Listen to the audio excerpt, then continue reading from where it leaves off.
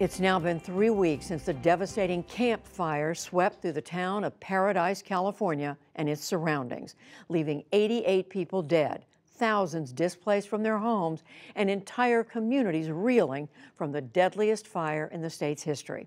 But as William Brangham reports, the work continues for crews searching among the ashes.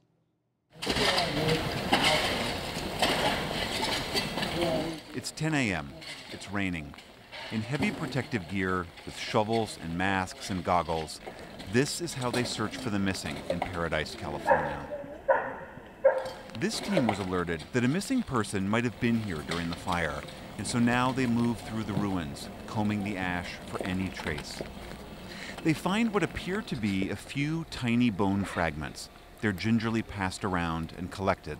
A forensic anthropologist will be called to determine if they have found what they're looking for. How do you explain what a forensic anthropologist is? I say what I specialize in is human bones in particular, and the forensic part means that I assist law enforcement on casework related to human remains. We see smaller teeth, we see a smaller face and jaw complex.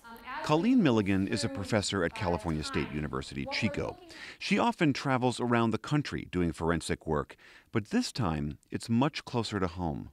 What you are really trying to be mindful of is that as you move through these searches, you're also moving through some of the most intimate parts of anybody's life. You go through their houses, you go essentially through their communities, you look for their neighbors, their family members.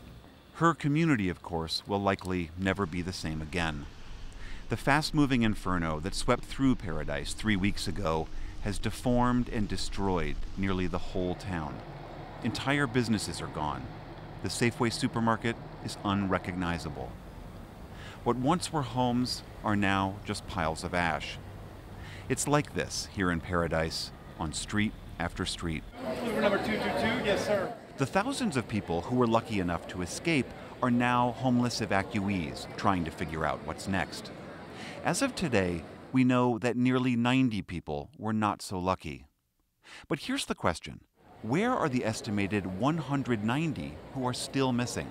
We have hundreds of people who've been listed as missing, right? And what we're doing is kind of crossing the T's, dotting the I's, making sure that everybody comes home safe and sound. This is how the Butte County Sheriff's Department is trying to find out. Is this Marie? Marie, Deputy Angel, Butte County Sheriff's Office. Working off one master list, this rotating team of over a dozen officers are working the phones. Was there ever an Elizabeth that lived with you? Combing through maps and photographs and social media. I might have a line on Joan McPhee. Trying to determine who on this list is actually missing and who's there because of simple errors. It's not a duplicate, it's just a misspelling. We're just trying to exhaust every means available to us as investigators, just trying to find those people. Sergeant Jason Hale helps oversee this effort, but like many on this team, he's working while his own community is devastated.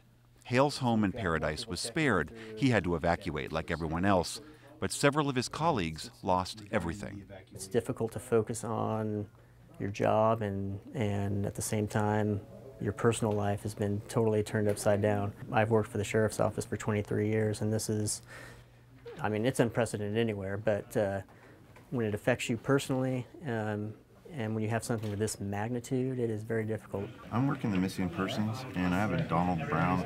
If investigators can't find any trace of a person, those names and addresses are given to the search teams so they can go back into the fire zone. A typical house burns at well over 1,000 degrees Fahrenheit. With the intense winds that fueled the campfire, that fire can burn even hotter. That heat can reduce a typical home, along with everything in it, down to just a few inches of ash. And if a person were in that home, finding any trace of them can be extremely difficult. The types of remains in this particular instance range from what is typically seen with most fires, but there are others that are much closer to what we think of as a cremation process, which makes it much, much more difficult to spot in debris piles that are largely the same color. Not only are searchers looking for bone fragments that could be just an inch or smaller in size, but the very ash they're digging through could have hidden dangers. Think of all the things we have in our houses, all the plastics, all the household cleaning supplies, paint, all of our furniture. When you burn that material at a high heat, some of those things release toxic chemicals. Those chemicals can get left behind in this ash, and that can pose a hazard for the people who have to dig through all this. Despite all that, the team at this house thinks it's found something. One of Colleen Milligan's colleagues arrives to inspect the fragments. It's a false alarm. They're animal bones, not human. So the team packs up and leaves, off to the next site and to the next search. You would hope that this never happens in your home community, but to be able to assist your community in this capacity, that certainly makes you feel very valuable, and it certainly makes you feel like you are giving something back. But it turns out yesterday was the team's last official day in the field. Late last night, the sheriff said they have exhausted all possible leads for now. Officials won't say what that means for the nearly 190 people who are still unaccounted for. For the PBS NewsHour, I'm William Brangham in Paradise, California.